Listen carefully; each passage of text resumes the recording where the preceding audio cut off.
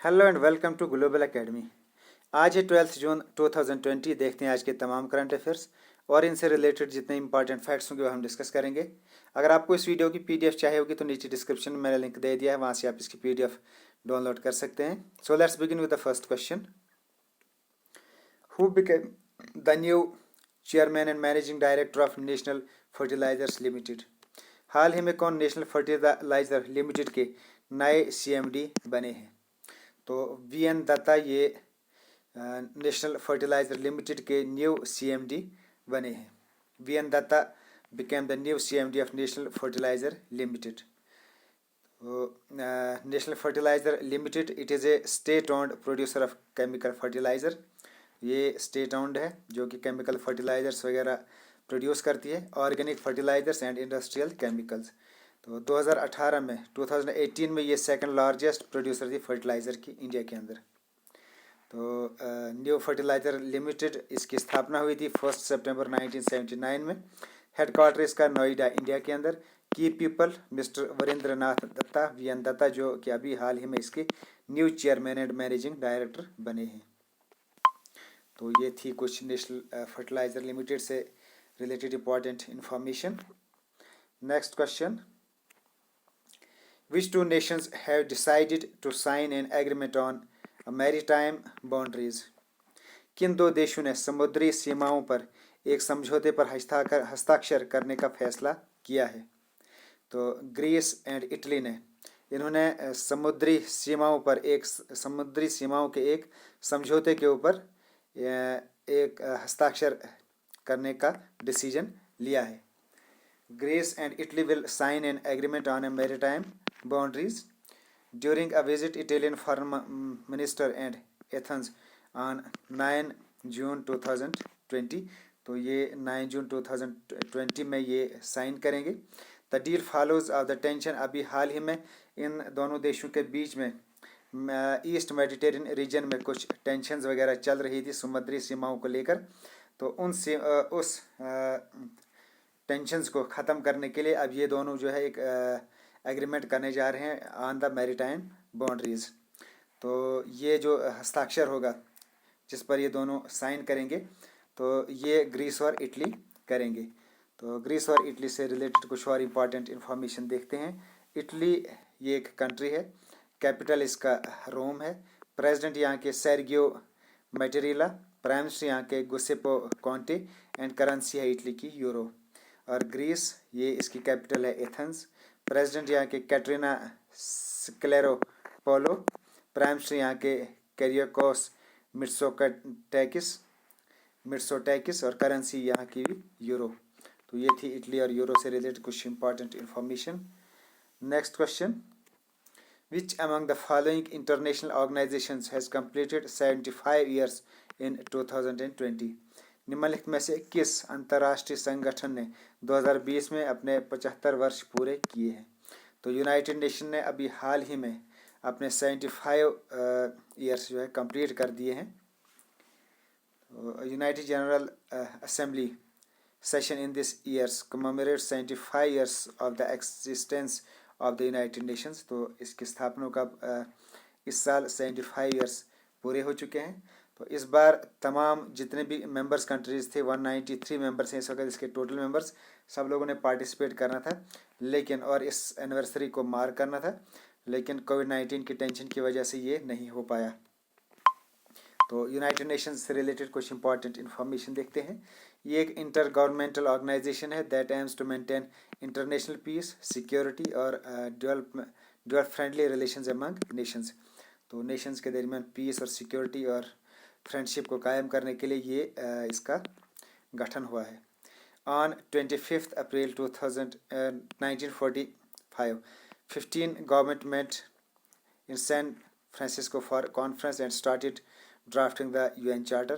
तो अभी जो सेकंड वर्ल्ड वार हुआ था उसके फ़ौरन बाद 50 कंट्रीज जो है सैन फ्रांसिस्को में एक जगह जुड़ी और उन्होंने एक ड्राफ्ट तैयार किया, यूएन चार्टर ये ड्राफ्ट तैयार किया विच वाज अडॉप्टेड ऑन 25 जून 1945।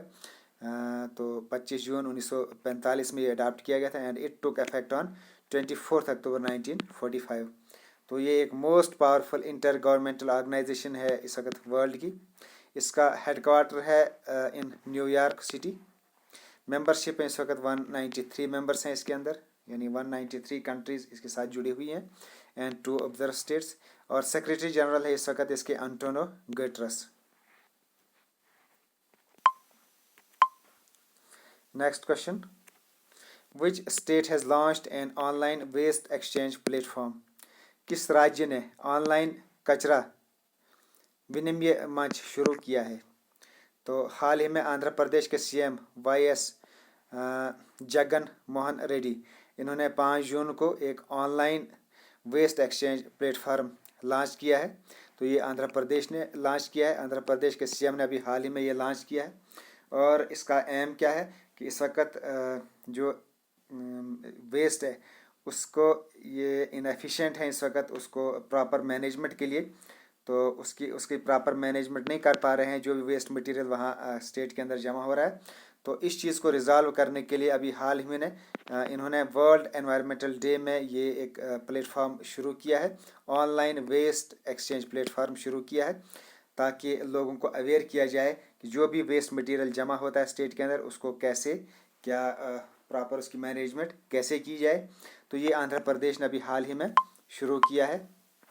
तो आंध्र प्रदेश से रिलेटेड कुछ इंपॉर्टेंट फैक्ट्स भी देख लेते हैं। तो ये है रेड कलर, यहाँ पर है ये आंध्र प्रदेश। स्टेटहुड मिला था इनको 1 अक्टूबर 1953 में। कैपिटल यहाँ की अमरावती। गवर्नर यहाँ के विश्वभासन हरिचंदन जो कि बीजेपी के हैं। एंड चीफ मिनिस्टर यहाँ के YS जगन मोहन रेड्डी। तो ये थी कुछ important information regarding Andhra Pradesh. Next question, when will solar eclipse 2020 take place? सूर्य ग्रहण 2020 ये कब होगा? तो अभी बहुत जल्दी यानी 21 जून को ये जो ईयरली सोलर एक्लिप्स होता है, it will take place on June 21st. Annual solar eclipse it will be visible on 21 June 2020।